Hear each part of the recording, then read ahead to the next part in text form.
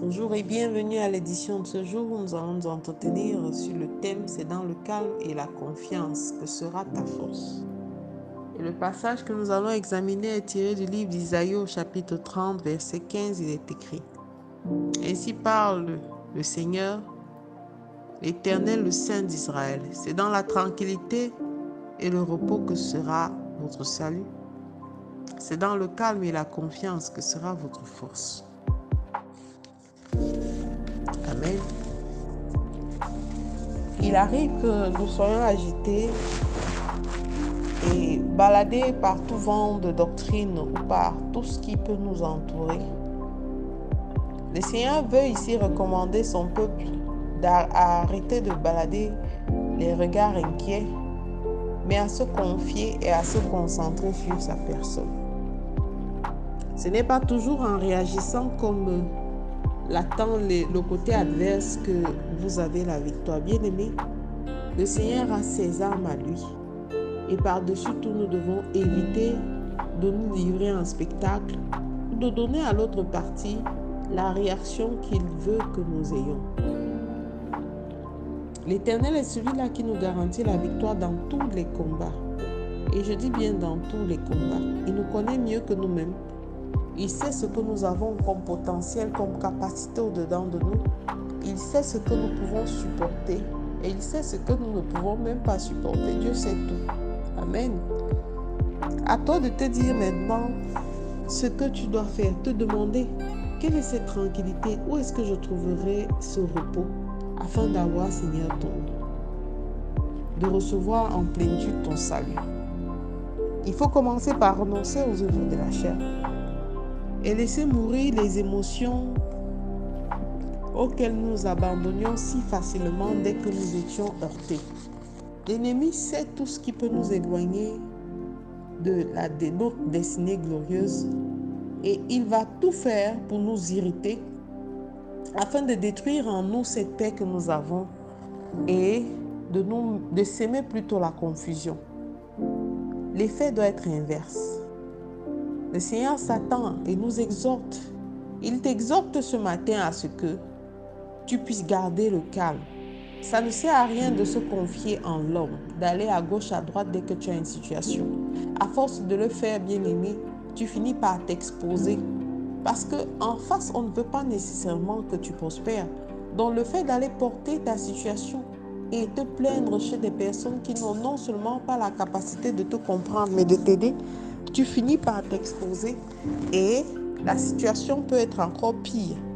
Parce qu'au lieu de recevoir des solutions, tu recevras plutôt des railleries, tu recevras d'autres flèches venant de ceux-là qui se réjouissent de ce que tu n'as pas pu surmonter la situation.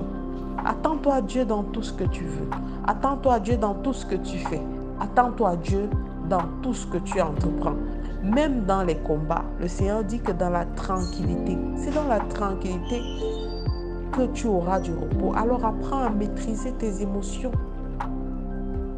Un homme spirituel n'est pas celui qui se laisse entraîner par tout ce que les situations physiques, tout ce que les situations lui présentent, tout ce que la vie lui présente.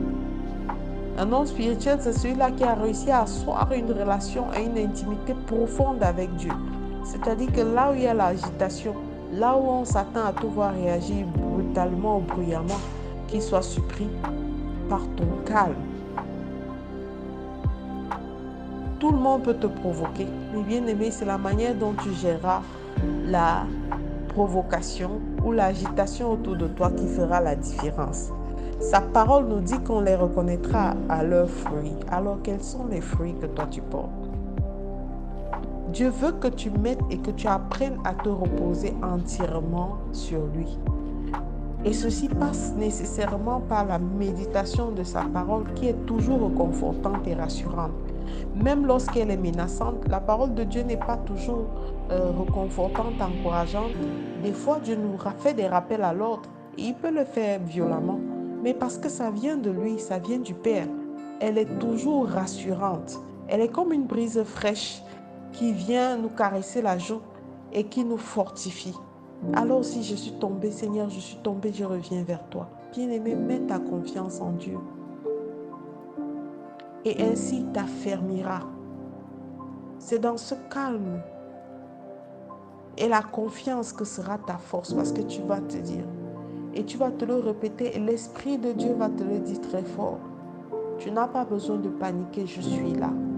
Ne balade plus les regards inquiets, je suis avec toi.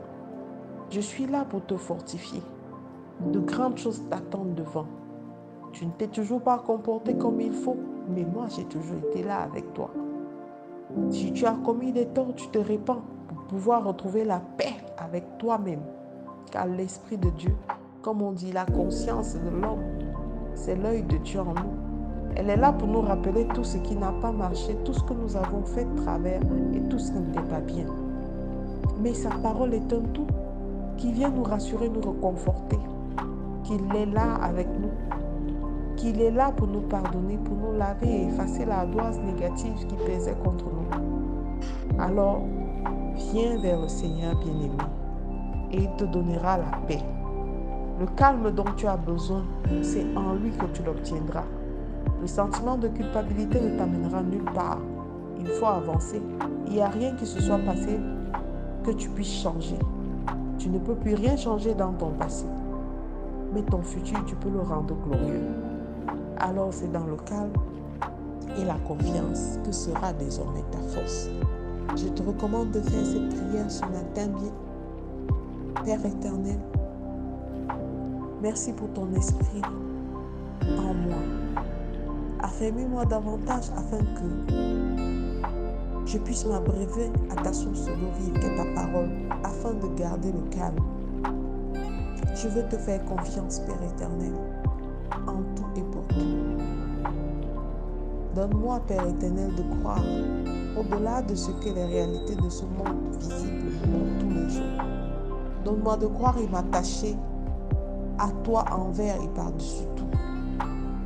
Je veux chaque jour prendre un nouveau départ. Au nom de Jésus-Christ, nous avons prié. Amen, amen, amen. Je suis la révérende Sonia Anthony et je vous souhaite de passer une excellente journée. Shalom.